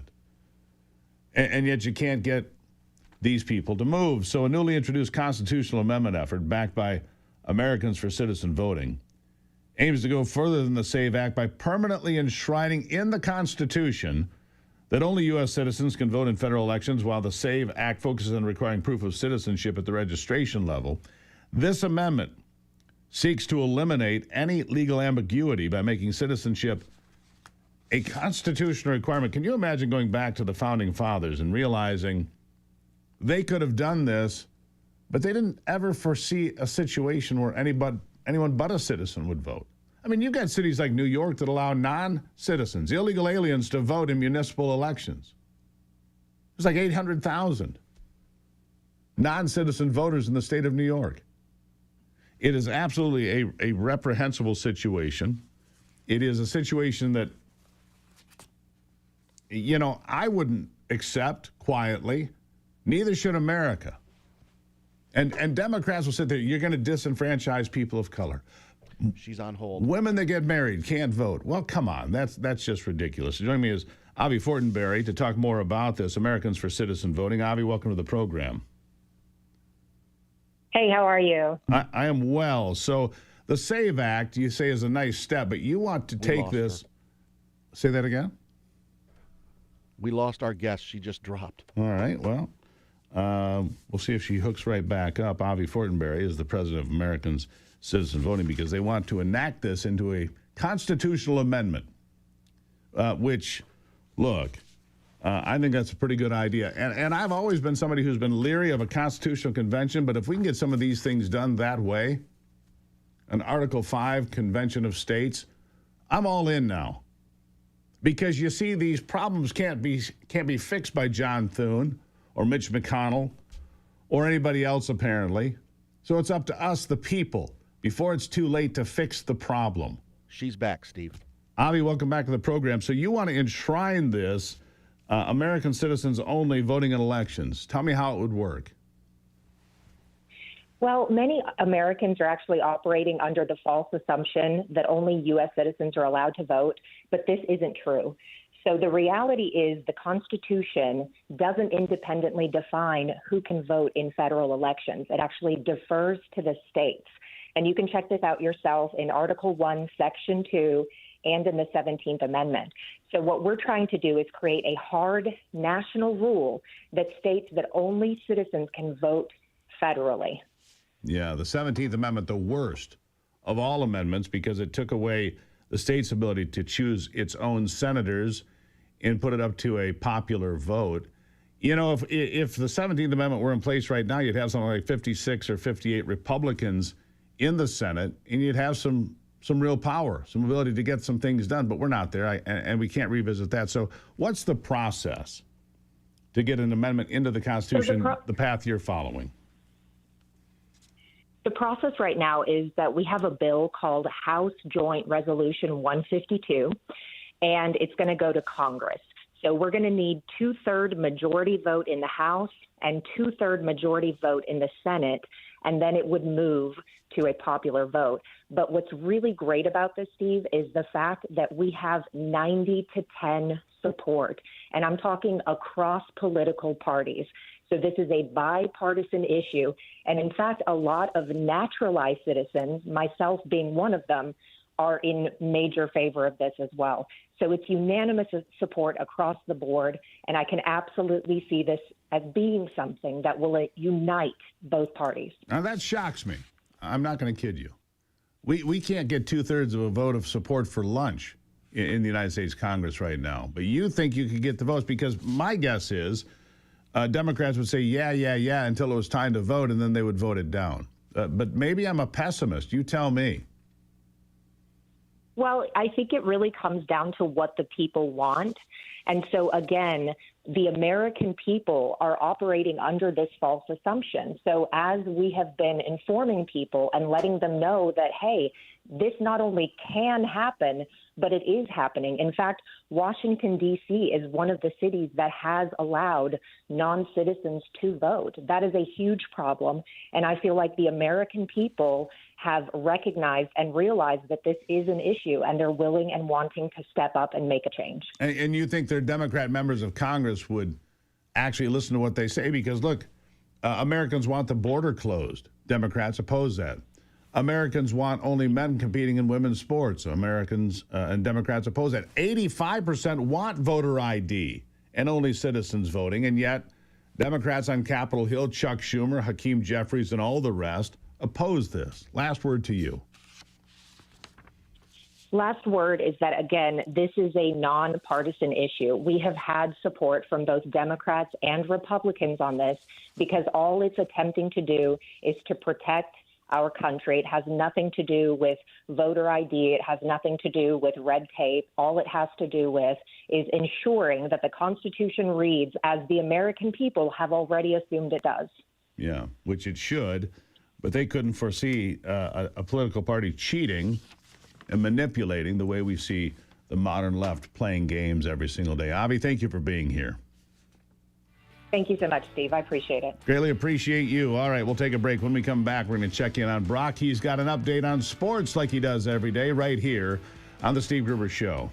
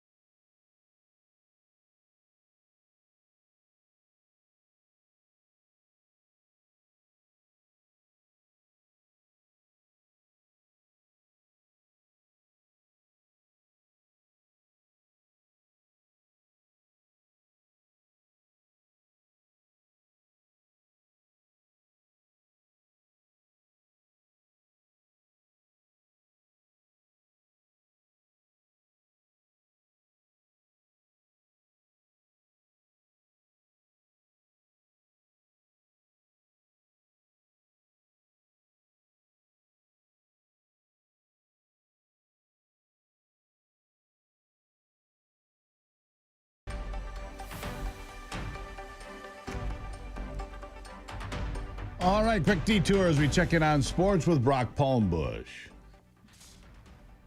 With a look at sports, I'm Brock Palmbush. There was a full schedule of games in Major League Baseball yesterday, most of them afternoon games. American League winners included Baltimore, Cleveland, and Houston. National League winners included Atlanta, the Chicago Cubs, and Arizona. There were 9 games in the NBA last night. Winners included Boston, Atlanta, Denver, and San Antonio. In the NHL, there were only 3 games played. It was LA over St. Louis in overtime 4-3. San Jose squeaked by Anaheim 4-3, and Vancouver won at Colorado in an offensive onslaught 8-6. In men's college basketball, Kansas head coach Bill Self announced yesterday that he will return to the Jayhawks next season. Self has had health issues in recent years and said after Kansas lost to St. John's in the second round of the NCAA tournament a couple of weeks ago that he would discuss his future with his family. That's a look at sports. Back to you, Steve. I guess his future is on the hardwood. Brock, I guess he'll stick around. Pretty good coach. Yeah, he's had health issues, but he's in the Hall of Fame. He's got a couple of national championships, and yeah, there was a lot of thought that he might hang it up, but he's coming back next year. I guess the money's just too great. Look, he lost to a legendary coach in the second round. You know, it's not like he lost to nobody, right? Rick Pitino, yeah. St. John's was no joke this year. Yeah, the Johnnies, right? Yeah. Yeah, the Red Storm, yeah. All right, so we're getting down to it. It's almost time for the last 2 finals games, and then, of course, the championship for the NCAA men's basketball tournament, which I don't know how it's going to go. I'd like to see the home team win. That'd be Michigan, of course. We'll see what happens, right? Exactly. Well, you know, it'd be nice to see a Big Ten team win. We got 2 of them in there, Michigan and Illinois, so we'll see. But my pick's it. Not changing my pick. I picked Arizona in January, and I'm not changing now. Yeah, why would you? I hope I'm wrong, but we'll see what happens. We'll see what happens. We'll see what happens. All right. Go to YouTube today. Become a subscriber for free. Susan Kokinda, the Forgotten America podcast, doing great. 25,000 people have watched it already since it went live on Monday. You should watch it as well. You want to see how the world works, how globalists are manipulating things, and how those big British banks that Donald Trump is doing some damage to right now are in a panic? Check out Susan Kokinda. Again, it's free on YouTube to become a subscriber. And I think you're going to like what you find there. All right? National distribution coming up for the podcast as well. We'll take a break and be back. It is The Steve Gruber Show.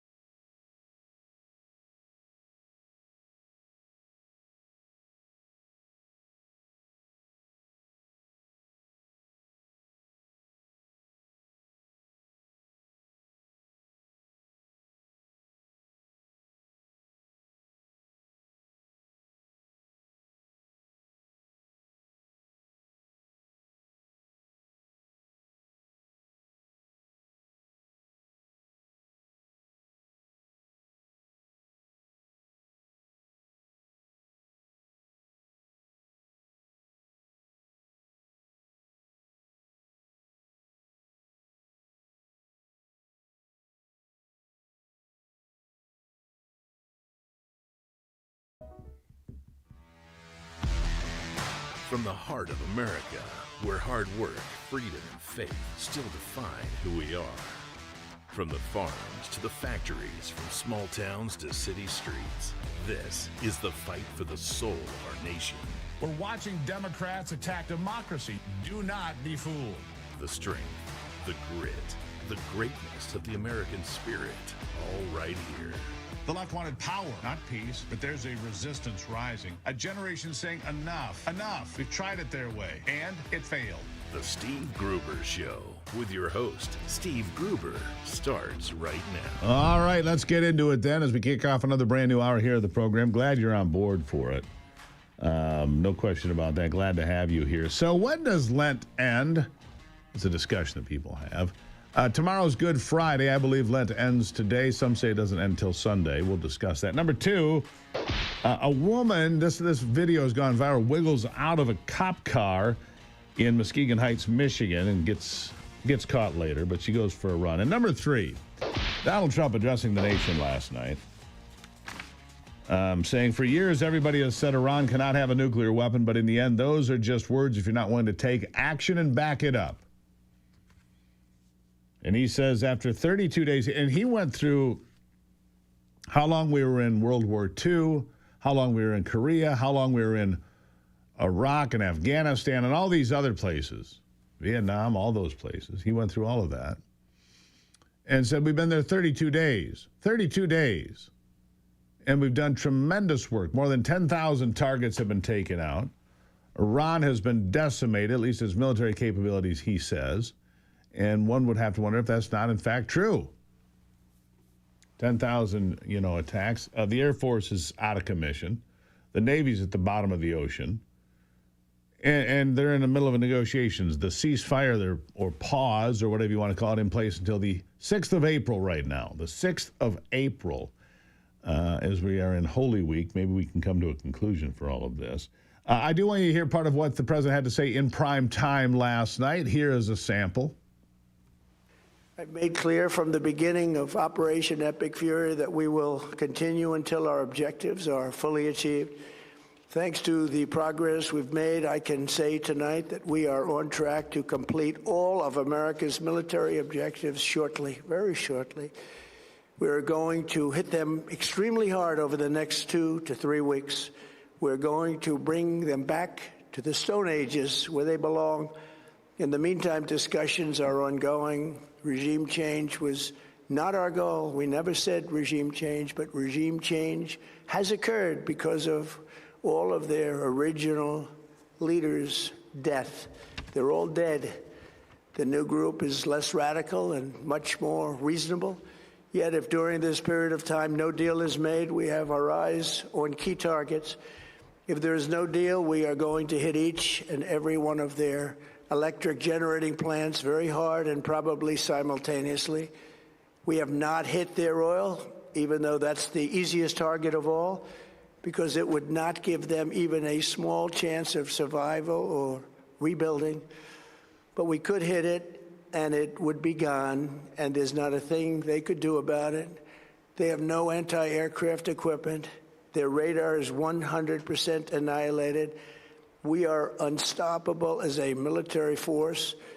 The nuclear sites that we obliterated with the B-2 bombers have been hit so hard that it would take months to get near the nuclear dust, and we have it under intense satellite surveillance and control.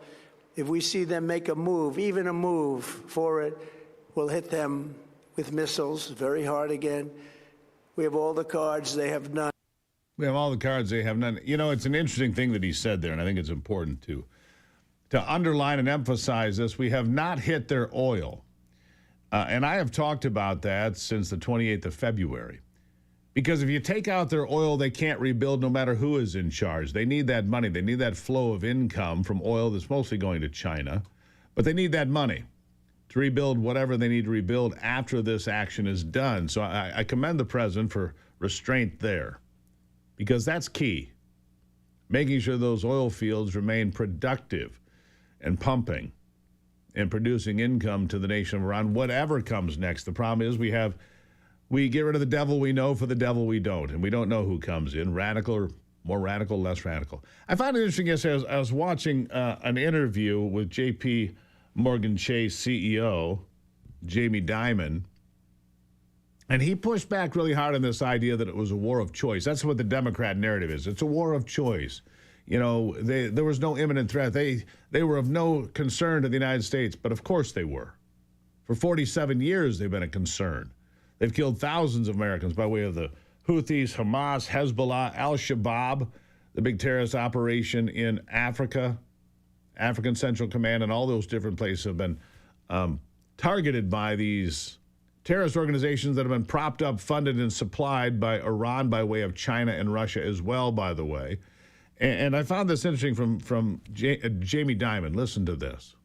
China's been a big beneficiary of our war in Iran. It is a war of choice. Are we handing sort of this golden opportunity to China and to Russia? Yeah, I would step back on that one a little bit. When you say it's a war of choice, you know, I've heard a lot of people say there was no imminent threat. Yep. And a threat means that it hasn't happened yet. The bad thing hasn't happened. They've been killing people around the world for 45 plus years. They've killed a lot of Americans. They funded not just Hamas, Hezbollah, the Houthis. They have terror cells here. They were about to get their ballistic missiles, which I think you just found out can go almost 3,000 miles now. They never gave up nuclear. They were bad. So I don't look at this like, you know, does it create all this uncertainty? Absolutely. Does it create, you know, more short-term risk for the oil prices? Absolutely. I'm praying it ends well. I don't know everything the American government knows. I don't know, you know, if you know the military has been planning things like this extensively in a lot of detail. So they know more than we do. They have more plans than we do. And I literally hope it turns out well and that somehow we get peace in the Middle East permanently. Now we'll see what happens. It seems to me this morning watching the oil price continue to rise today. It was down to $90 yesterday and actually fell below $90 for a moment. Today it's up to $110, up $20. After Donald Trump says we're just about done here. Off at vni.life/Gruber, vni.life/Gruber. You'll save 20% and get free shipping forever if you become a subscriber. Pretty good deal. Free shipping for life and 20% off for life if you're a subscriber. vni.life/Gruber. I'll be right back.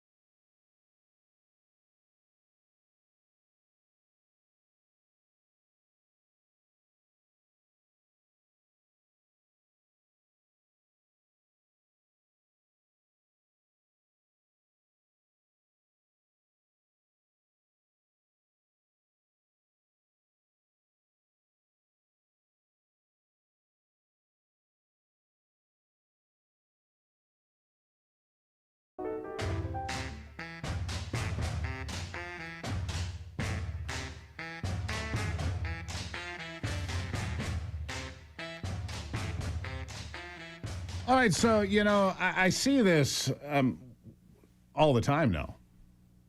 I see people on the other side of the aisle who take a stand that doesn't make any sense. Whether it's voter ID, closed border, men and women's sports, whatever it may be. These are all 80-20 issues. And now the left is posturing to get their story right on Iran. I had a listener say, if Kamala was president, we would have gone to war with Iran. I don't know if that's true or not, and thankfully we'll never have to know because she'll never be president. But you wonder. I mean, look, you go back in time and look at the Democrat comments on Iran being a state sponsor of terrorism that they needed to be dealt with. But as soon as Donald Trump deals with them, all of a sudden it's a human rights crisis and it's a forever war and everything else. Madeline Alfonso is a digital assistant at Advancing American Freedom. Joining me now, Madeline, thank you for being here. Of course, thank you for having me. So the left is posturing. Their morality posturing is out in front for everybody to see. But look, based on what Chuck Schumer said and Hakeem Jeffries said and Nancy Pelosi said, now they're saying the exact opposite of what they have said for years about Iran and what needs to be done. It's true, isn't it? I mean, absolutely. They have been saying that they've been wanting to do this, that all this is necessary. And then, Trump does it and good happens. People are set free. We see, this war that's been going on for 47 years, this crisis, and it seems like it's about to come to a conclusion. And this is such a good, hopeful thing. And because Trump is doing it, it's bad now to them. It's bad now to them. And the same thing with Venezuela. The Democrats sat there and bumped their gums about Venezuela. We need to do something about this. And it's a terrible thing that's happening in Venezuela and so on and so forth. And as soon as Trump goes in and takes out the dictator who was not elected by any measure or by any objective review, was not elected, was plucked out of there because he was running a criminal cartel, not just a drug cartel, an overall criminal cartel, fleecing the people, shipping illegal oil, moving drugs around, all of it. And you take him out of there, and the left's hair bursts on fire. It's true, isn't it? Absolutely. If Donald Trump does it, it is not going to be good for them. And I think that this is just something we have really we've really seen come to light. Yeah, they can say they want something done, and if Trump is the person to do it for them, they will never be satisfied. Absolutely true. So why is that? People talk about Trump derangement syndrome. I used to think that was a funny thing to say and a cute thing to say, but I've come to the conclusion it's real. It's absolutely, it doesn't matter what Donald Trump does. If he cured cancer today, they'd say, well, look at all the oncologists he put out of work, that terrible man. That's what they would say, isn't it? Absolutely, absolutely. They just do not want to slap his name on every good deed, on any good deed. And no matter what he does, it will never be enough for them. Even the smallest good deed, yes, you're correct. They will focus on every negative detail they could possibly find about it. And Trump derangement syndrome is real. And I used to also think it was kind of a silly thing, but I think we're seeing more and more today. Like, it is definitely true for the left. Yeah, because here's the thing. I can go down a list of things. First of all, the Democrats did support taking out the Iranian regime for years, ever since 1979, at different intervals. They said, we've got to do something about this. It gets done, they get angry. You go back to Bill Clinton talking about illegal aliens being so negative on America. And a lot of Democrats feeling the same way. Chuck Schumer comes to mind, Nancy Pelosi, and then Trump does it, it's a bad thing. Men and women's sports, and maybe most telling, the SAVE Act, which is wildly popular in this country. With Democrats, Republicans, men, women, black, white, big, short, tall, fat, doesn't matter, people like it. And yet, the only people that seem to really be opposed to the SAVE Act because it's racist and married women are too dumb to figure out how to get a driver's license after they get married and all this nonsense. The only people that don't like the SAVE Act are Democrats on Capitol Hill. Seems to be the truth, doesn't it? Absolutely.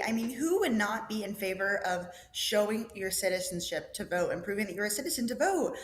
Our elections are for Americans, or for our people, and you have to show your ID to buy and get certain things. Like, why would you not have to show it to vote? That seems like the most obvious and evident solution to our problems. I saw this video yesterday as I sort through literally scores of videos every day and different stories and so forth. And I saw this this pastor in a black church, right?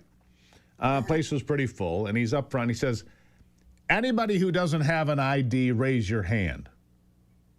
Nobody. Not one. The place is packed. Not one. Because in order to live in society today, to drive a car, to buy certain products, to get on an airplane, to go to a sporting event, to go to a concert, you have to have ID. That's just the way it is. And to suggest otherwise is so asinine. But they are sticking to their guns. They will not come off this one, will they? Nope. I mean, it is absolutely absurd. You need your ID. As you said, you need your ID to live in America. So many things about living here require an ID. And it is absurd that they are wanting you to vote without showing your citizenship, showing your ID. I think that is an absolutely ridiculous notion. And yeah, it truly is insane that the Democrats are opposed to this. I think insane is the word. I think many need to seek professional help immediately and check on their medication. But hey, that's just me, Madeline. I'm just calling as I see it. Thank you for being here. Of course. Thank you very much for having me. Greatly appreciate it. All right. So if your flannel feels thin, look, it's 34 degrees and raining today at the main studio. 34 degrees and raining. It's a lovely day if you're a duck. If your flannel feels thin or worn out, you need to get something better. Muskox flannels are built different, heavyweight, rugged, insanely comfortable. These aren't fashion flannels. They're made from thick, double-brush cotton that actually holds up in this cold, wet weather. It holds up in hard work, in real life. Look at it. They look great. This is the best company I've ever seen. And right now, these flannel shirts from an American company, a Detroit company, you can save $15. When you go to gomuskox.com. Use the promo code heavyweight. Get them while it's still time, all right? You want this shirt. It's an investment. It really is an investment. You're going to love this shirt, I guarantee it. We all have them.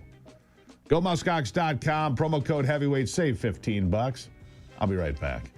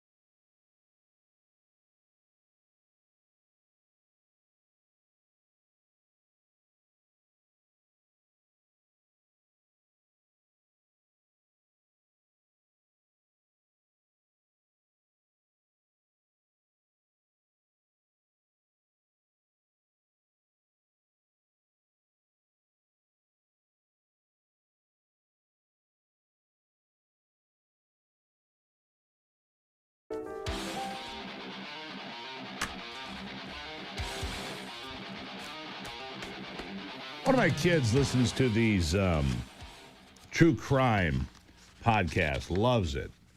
True crime, you know, these podcasts, Anthony knows a lot about podcasts because he pays a lot of attention to it. But these true crime podcasts get a tremendous amount of following, don't they, Anthony? Yeah, I think it's like Crime Junkie or something is one of the top listened podcasts in the world. Yeah. Yeah, and they're really well done. Ivy and I have listened to them on occasion as well. They're really well done. They're interesting. If you're in the car, great stories to listen to. Well, for your true crime junkies, I've got a story here for you today. And you don't have to go podcast it or anything. A cold case out of Atlanta, Georgia, solved by DNA more than 40 years later. I find this fascinating, right? A Georgia man arrested in a decades-old cold case of rape and murder. Freddie Lee Granger is now 68 years old. He was in his 20s when this happened, charged of 1 count of rape, malice murder, aggravated assault, 2 counts of felony murder, and the death of Sandra K. Davis, according to the Georgia Bureau of Investigation, GBI. Davis was 22 years old when she was murdered in the village of Waycross. They found her body next to a house on a street in that town, and they said she had been strangled. After the discovery, local officials requested the GBI assist with the investigation, as they often do in the state of Georgia. GBI, a very good law enforcement operation. But now, The case has been solved. 42 years later, DNA technology linked Granger to Davis's killing. Granger located and taken into custody just a couple of days ago. Later booked into the Ware County Jail. The Waycross County Police Department, Ware County Sheriff's Office, Georgia Department of Community Supervision, GBI's Cold Case Unit, all helping on this. But in today's day and age, DNA solving these decades-old crimes, and good for them. Freddie Lee's been free for 43 years, 42 years, whatever, having committed a grievous homicide in 1984. It's good stuff. Another case we might talk about tomorrow, identical twins dating the same woman. She had a baby. Now the courts can't determine who has to pay child support because they can't determine which twin is the actual father. Think about that for a second. I'll be right back.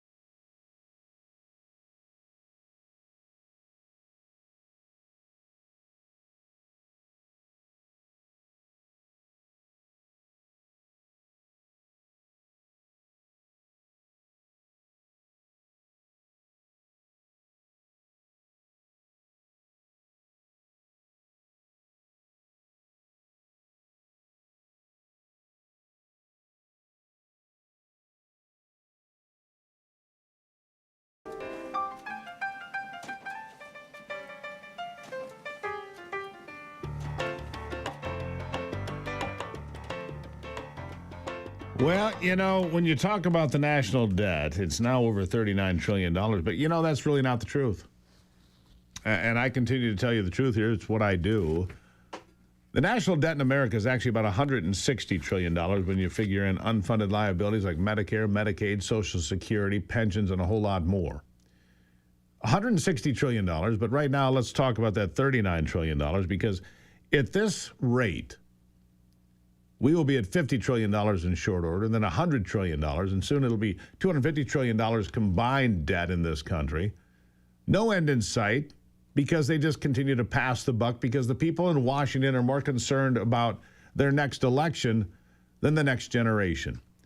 Brittany Medney is the Epic Executive Vice President joining me now. Brittany, good morning. Good morning, Steve. Thanks for having me. And you are the next generation going to be saddled with this bill. $39 trillion on the top line, but like I say, with unfunded liabilities, the truth of the matter is we're at about $160 trillion. And Congress doesn't stop. They just keep going down the same road day after day, year after year. You know, the debt was like $15 trillion when Barack Obama was in office. I mean, it's insanity. How do we ever stop it? Well, you have to stop spending if you want to stop the debt from increasing. That's the first thing. But I'd like to take a step back if we could, Steve, because when we talk about numbers in the trillions, it's just a little unbelievable for people to be able to wrap their heads around. So let's bring this home. What does it look like when we have $39 trillion in debt? Let's talk about it by household, because that's really who's on the hook for this, the American people. It's $289,000 of debt per household. Remember, all debt, all deficit spending is just future taxes. If you add in those unfunded liabilities you were talking about to make Social Security and Medicare whole, you'd have to add another $578,000 per household in additional taxes. And then you have to think about the interest payments on top of that, because just like a family with a credit card bill that's overdue and over your limit, you have to deal with the interest payments first. That's about another $7,700. You add all that up, and it's $875,000 per household. $875,000 per household in debt right now. Yeah, almost $1 million. So here's what and I have this conversation routinely, as you can imagine. The fact of the matter is most households, in fact, the vast majority of households don't have $875,000 to put out there. And people say America is the wealthiest nation on earth, and I argue with that. I say, no, we're not. We are the poorest nation on earth on our balance sheet. We are the poorest. And this is the greatest, most predictable debt crisis in human history. We're going to hit it at some point. We're going to be like Greece. We're going to be like Portugal. You know, in Greece, people don't even know this. When Greece had its debt crisis, I don't know, a decade ago, the government came in, and anybody that had more than $1 million in savings or retirement, they took half of everything over $1 million. Half. Yeah. If you think that can't happen here, you're not paying attention. What are your thoughts?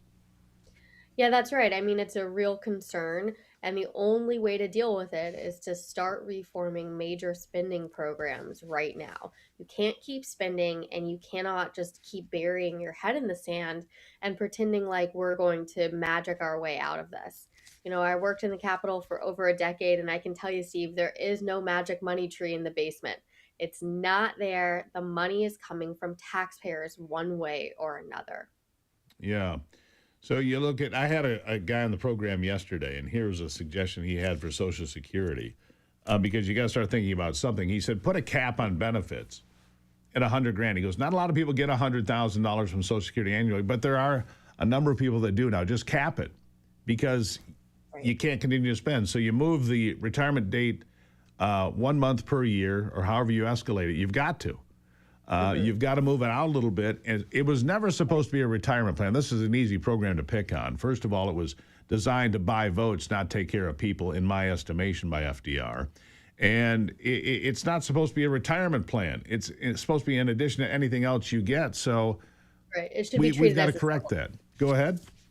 Yeah, we need to treat it as a supplement. And this is part of the problem. Nobody wants to touch Social Security. Nobody wants to touch Medicare because they're the third rail of politics. But the truth of the matter is, if you don't deal with it now, there will be automatic benefit cuts coming. And I'm not talking about a long way away. I'm saying in 2032. That's only 6 years away. So if you're going to the polls in November and you're voting for a United States senator, that is the senator who will be actively in that seat during the Social Security crisis. You know that with 100% certainty because it's coming in 6 years. And people will say, oh, everyone's been freaking out about Social Security for a long time and it's never actually gone insolvent yet. Well, we've been saying it's coming in this time span for a long time, and now we're finally there. So you really do have to start making serious changes to these policies and these programs. Otherwise, they're going to make the changes automatically, and that's not good for anyone either. Yeah, there's an old ad from when I was growing up. You can pay me now or you can pay me later. And the fact of the matter is you're going to pay at some point. That bill comes due. And That's right. And when the Japanese start pulling out and the Germans start pulling, you need one failed auction of T-bills. That's one failed auction of T-bills, and this all goes upside down.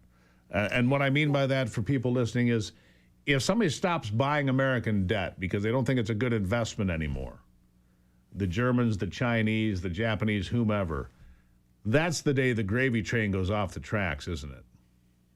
It is. And honestly, the train is already having problems right now. So when we're talking about our debt is already having a real impact on Americans. That's why we have increased interest rates right now. We have a drag on economic growth.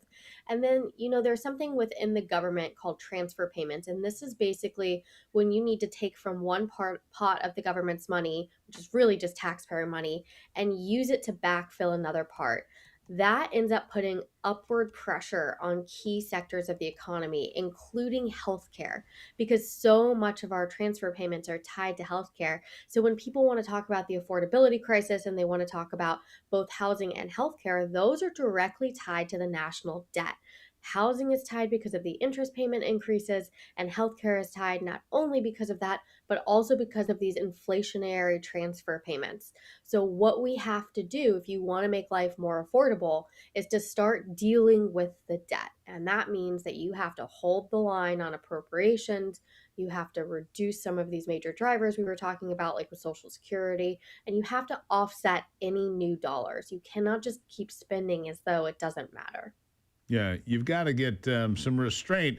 And the sad fact is, Brittany, I don't see it happening. And nobody does. I think that they're going to do it again. Nice point you made about the senators being elected in this cycle. Will be among those deciding how we get off this crazy merry-go-round. Last word to you. Well, listen, there are options on the table right now. We're looking at a possible deal on the DHS shutdown. What I would recommend is anytime there's new emergency spending or anytime we're adding money to these expenditures of the federal government, first of all, is it a priority? Make that question clear, because if it's not a priority, we shouldn't be paying for it. And second of all, offset it. If it is Absolutely a priority, true. take away money from elsewhere. Brittany, good conversation. The cliff is coming. Whether people care to do anything about it is what we're going to find out. Thank you for being here. Thanks for having me. Really appreciate it. When we come back, Ivy will be here. That's always good news and a great way to end the program. So stick around. We'll be right back.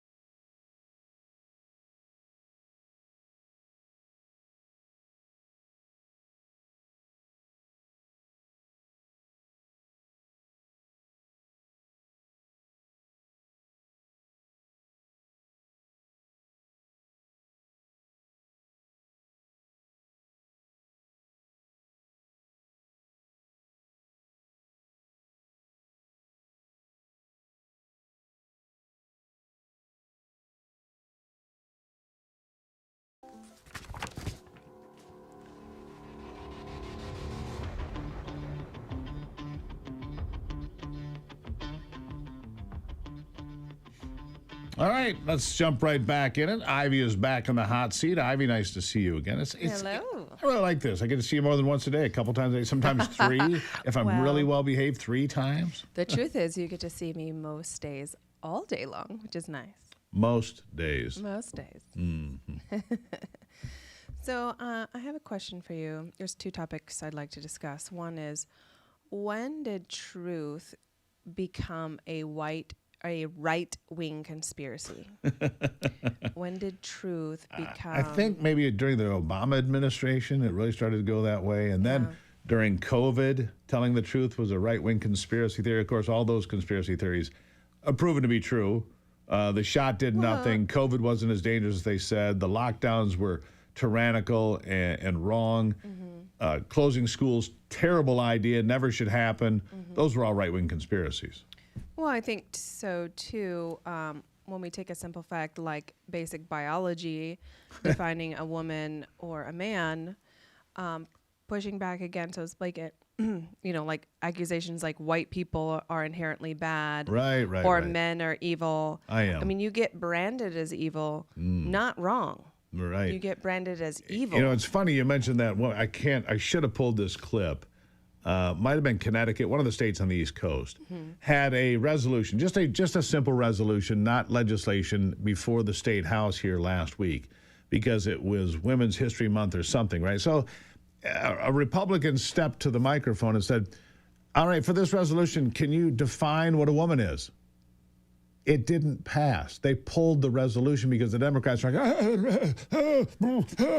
they panicked and pulled it because for Women's History Month, they would not define what a woman is, the Democrats.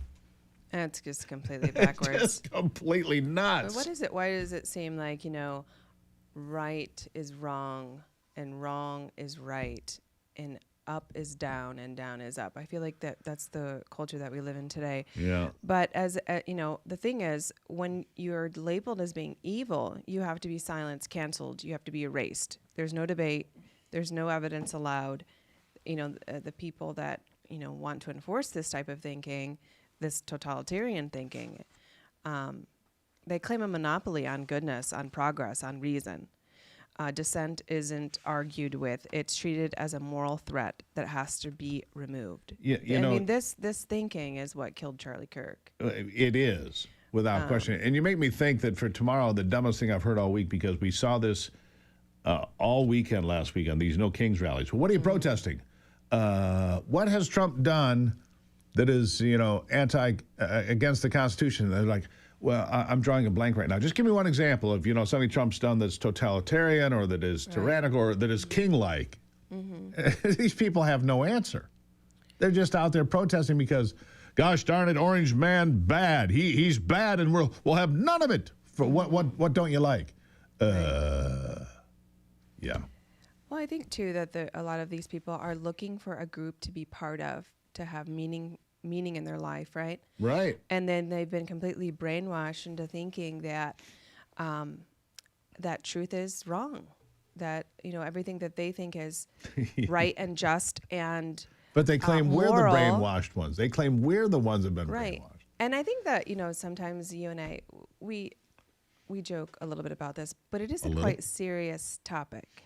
Yeah. Because when you look at the unhinged, how people become so unhinged to the point of just wanting people murdered and killed, that's a really bad thing. That's a very evil thing. And we heard people that know King say that, assassinate Donald Trump. You saw the signs. Kill your local ICE agent. We saw the guy spray painting that on the wall.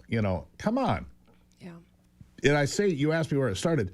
I go back to Barack Obama when the whole defund the police thing started, which was the dumbest thing I'd ever heard. And those 5... Well, because of the George Floyd incident. Well, right? And that came later, right? But the 5 police officers killed, I think, in 2015, murdered in Dallas, Texas, 5 on one day. All black were the officers. And what were they doing? They were there to provide security for a Black Lives Matter rally. It got almost no coverage. And then a few days later in Louisiana, 3 more police officers were killed. I believe they were all black as well. Yeah. Where was Al Sharpton? Where was Hakeem Jeffries? Where were all the Renner riot folks screaming and say their name? Nowhere to be found. That doesn't fit in with their agenda. Right. But I want to move on to something else, too, talking about the citizenship, birthright citizenship. Right. How much time do we have? Couple minutes. All right, Anthony, play that bite. Swooping in this morning to raid what they are calling maternity tourism rings. The ring helps pregnant women, most of them in this area from China, illegally travel to the U.S. to give birth to American babies. NBC4's Hetty Chang has more from Orange County. Just after sunrise, they are ready to roll. Our cameras are there as dozens of federal investigators storm into the Carlisle apartments in Irvine. If you come here in the evening, you see all the pregnant women walking around. Investigators say this building and at least 20 other locations they raided in L.A., Orange, and San Bernardino counties double as maternity hotels. People who come from China to the United States for the sole purpose. Yeah. Well, there it is. It's another way to commit fraud on something that... Well, that's far more dangerous, though, Yeah. because these babies, there's anywhere from 1 million to 1.5 million now that have come in. Most of them come to the Northern Marianas Islands because there's some loophole there, if you will, where they can come, the Chinese, and it's in the Pacific, so it's a lot easier for them to get to. Come have children, take those babies back to China where they're raised in the image of the Chinese Communist Party, but at the time they're 18, they're eligible for military service in America. How dangerous is that? They can come and vote in America. How dangerous is that? Because by the time at the Supreme Court, and the Supreme Court is not going to rule correctly on this. No, I'll just tell you right now. I read a headline saying that Trump might lose this one in regards to the birthright citizenship argument. Yeah. But if you look at it in this, broad sense. In this lens, yeah. In this lens, it's a dangerous place to go down. It is. So. I think your buddy wants to talk to you over there. My kitty cat. Yeah, I can hear her. There she is. Hey, you know what she says? She says, I love you, Ivy, and so do I. I love you too, Steve. All right. We'll take a break. Final thoughts after this.